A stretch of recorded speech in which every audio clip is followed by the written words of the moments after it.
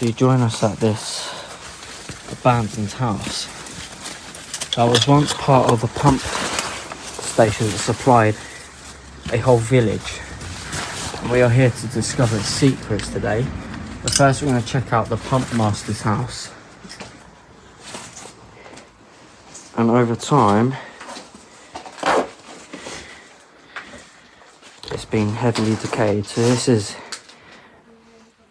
the kitchen.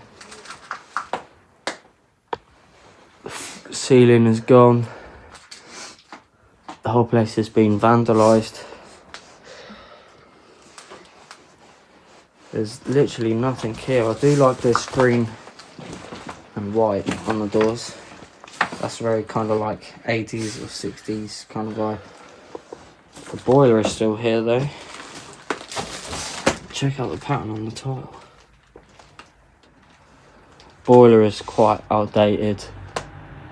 But this place has been abandoned for about 20 years roughly. And this place is really badly damaged. So we're going to make our way through. Straight away in the hallway is the staircase. Well, a cupboard underneath the staircase. It's really unique. And then straight into the living room. There's a fireplace. The walls are pink in colour with wallpaper that's starting to peel away. The floor is completely torn apart, quite clearly by vandals. The ceiling is in a very sorry state. The back of the house, however, is starting to collapse. It's all bowed. I don't know if that is clear on camera, but it's starting to bow at the back, so it's unsafe to enter. Not that we can get in there really, because there's all this wooden frame windows and doors in the way. But eventually this will all go. There's just loads of windows in here. But there you see that dip there, that's where it's starting to like collapse at the back there. So I'd imagine at the back there underneath is some sandstone. I mean, this is built on sandstone and chalk and clay. And it's prone to landslides around here, so I imagine this is all beginning to go. Very uniquely decayed. The bathroom looks beautiful at the back there, with gold feature taps and white on the shower head. This would have been a really nice size living room and, well, a house for a family. I don't know how many bedrooms it is yet, but we're going to make our way across these beams. They've got nails sticking out. Really dangerous place. So if my camera's a bit shaky, it's because I'm trying to keep my balance. Okay. And straight into the stairs, the staircase. It looks quite strong, so, but again, the wall is like got a bow to it here. It's not very easy to see through the camera, but you can see some of the structural work starting to decay there. The whole foundation of this house is just brick, whereas now it's concrete and cement. The radiator is quite rusted. Here's the front door, a really beautiful oak door. It's been smashed through by someone. Nice window frame there. Right, so we're going to make our way up the stairs. Again, there's this pink wallpaper and it's starting to peel, which is really nice to see. Some woodwork along the walls going up. So we're going to make our way up. There's this really nice red floral carpet leading up. I'm just going to check the stairs. They feel okay. I tend to walk on the edges though, because that's where the actual structure is of them. There's some nature coming through the window there. That's quite a gothic piece of architecture. quite common in these Gothic churches that you see, but never seen it on a house before. And all the wallpaper is peeled away. The floor's been ripped up and the ceiling is gone. We're going to be really careful here, try and get a view out the window. Bearing in mind, this could quite easily collapse. Hopefully it won't. Really nice window with some metal work covering the panes of glass. It's got a very Victorian vibe. And then there is the conservatory that we saw underneath. All of the vinage, quite heavily overgrown. So I'm going to make our way backwards. I have no space to turn around.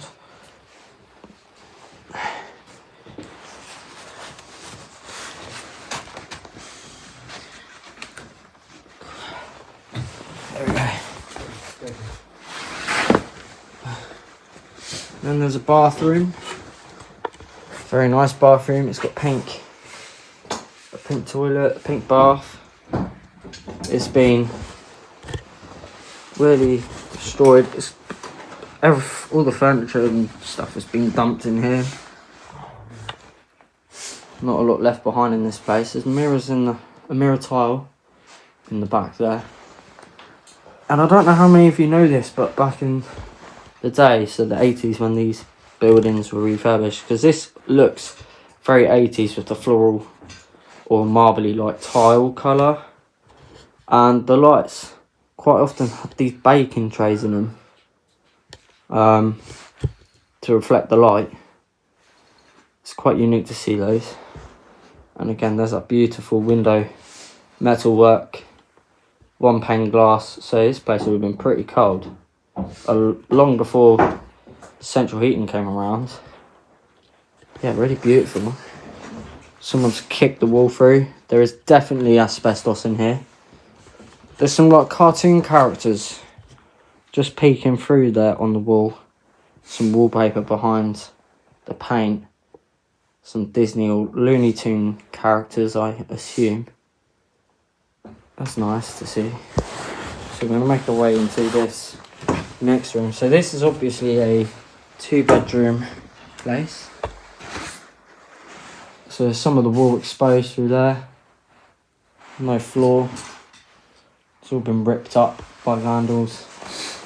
Ceiling is still in place though. Very well built place, but quite badly damaged. Okay, so I need to turn around here. And we're going to go and see the rest of what there is here. So we're going to make our way into what we believe to be the pump house. So a pump house from the Victorian times would have had like tanks in them and some pumps. A lot of the pipe work would have been gravity fed. So we're going to make our way in to there next. Once we're out of here, stick around if you want to see the water tank. The water tank is quite a unique thing, something I've never really seen before next to a house. So make our way out through here. I love the way everything's overgrown. Really adds quite an eerie feel to this place. So make our way out. It's very overgrown.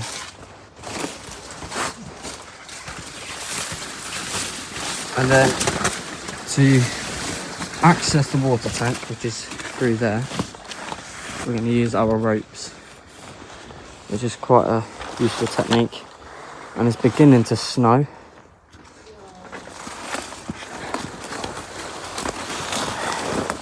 Which is really cool. Very overgrown, loads of thorns and things. So here is the pump house. Very overgrown. It's been heavily vandalised. This doorway is rather unique. Very unique indeed. Almost gives off like a horse stables kind of vibe. And this is the pump house. Do you just take a torch off a sec? Here. The floor's quite weak here. So by the looks of it, there's like a tool rack on this Victorian tile. These tiles are very much the same as what you'd see in the London Underground, except they're in a poorer condition, but these are original to this place. They would have originally had that glossy finish to them. The brown, the green and the white, very unique. These beams are just in place to hold up the ceiling. These aren't original, but the metal beams above are. The ceiling almost has like a domey or an oval shape, if you can see. And then that same tiling continues all the way down, all the way around to where we see where the tanks would have sat. That also connect to the pipes that would have either fed them with a tap connected to the top. Let's head over there and have a look at how all of this worked. We'll get to the next part over there in a sec, but this is rather unique. You don't really see anything like this anymore. So this is like a tap.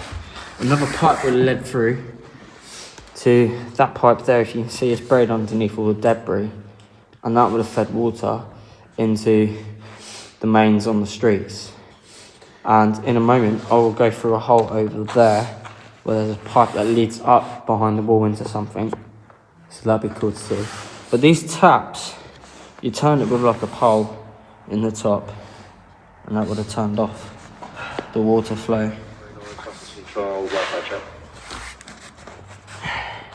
Okay, so we're going to make our way over to the end of this room. So here, in these areas here, so sitting on these round areas here, there would have been tanks, possibly quite high. And as you see, there's the tank feed here, so that would have split into two tanks. Pretty cool. And yeah, these tanks would have been massive. And then here is the gravity feed that I was saying about. So these would have led to a reservoir. The reservoir would feed these in, possibly into a tank or a system here, and then pump into a water tank, and from there be pumped to all the streets.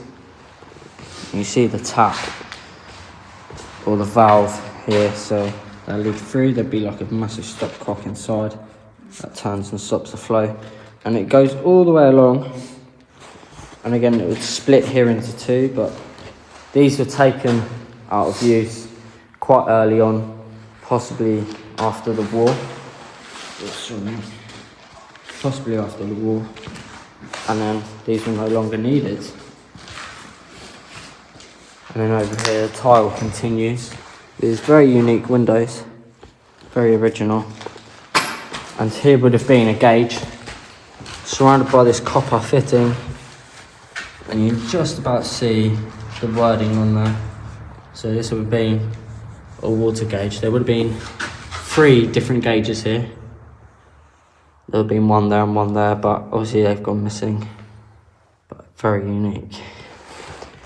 And you get a full sense of the room now. The room in total is about 70 foot long by 50 foot high, roughly.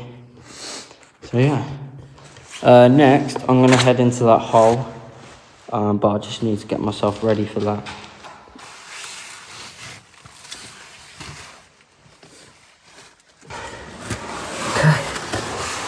So I'm in this hole, which leads around here to a tap or a valve here, and then under here it's quite a tight squeeze. Here, ooh, very tight. If I stand up, there's another valve here or a tap. There's a hole, looks like a manhole which leads outside. and there's a regulator, and it leads through to the mains on the street. Very cool. Okay, this isn't the time for me to get out. It's very tight down here. I thought it would have led to something more interesting, but it didn't. So now it's time to go and do the water tank. Look down there. Pretty cool. Okay, pass it to me. Okay, so I'm on belay. I'm going to ascend down.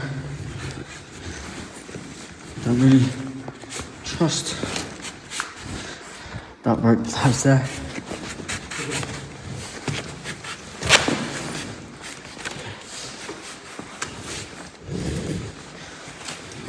I'm down.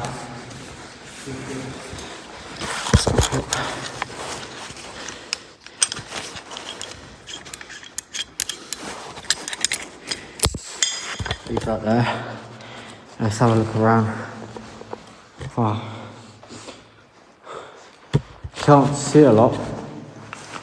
I need to get my big light on.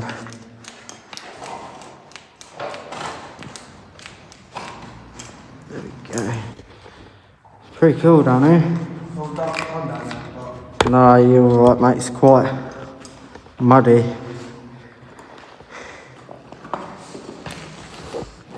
Can't really see very well either.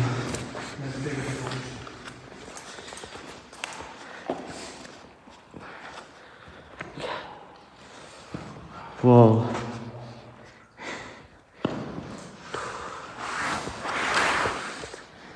This mud is pretty deep. I don't know how far back this goes.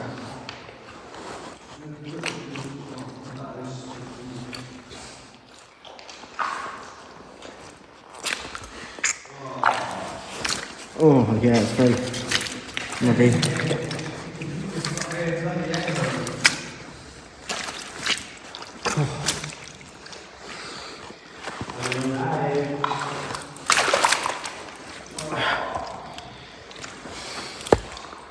Prepared for everything we are. Prepared for everything. Okay. Okay. Whoa.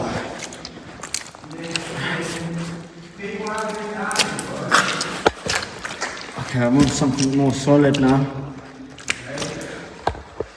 So there's a ladder. It's very rusty. I'm glad I didn't go down that way. It goes pretty far back. I can't get all the way down there. No. It's like a manhole cover. It's really rusty, I wouldn't even bother. You ain't gonna be able to stand on that. Oh wow. This is huge. Whew. So,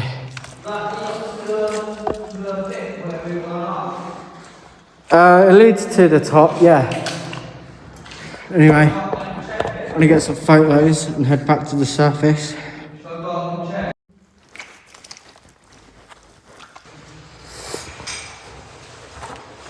Okay, so I'm using a belay device to help me get out. Normally it's used for descending, but because there's a fall arrest and I don't have anything to ladder myself up with, we're going to use this because it'll stop me from falling. All I have to do is just pull the rope through. And every time I go a little bit higher, push away my foot, pull with one hand, and get myself up to that ledge a little bit, and I should be able to pull myself up.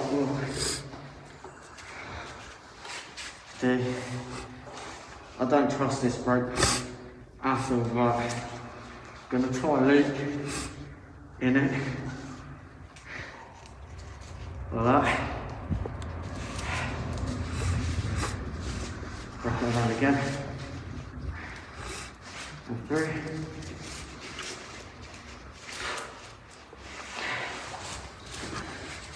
Get up.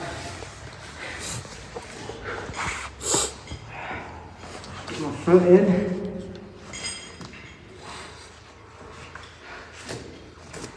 Like so. Pull myself up.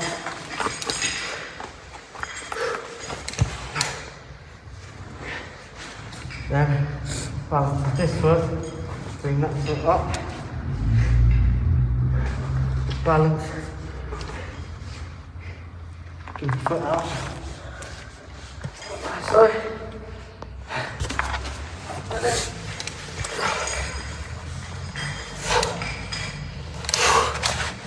Get them up.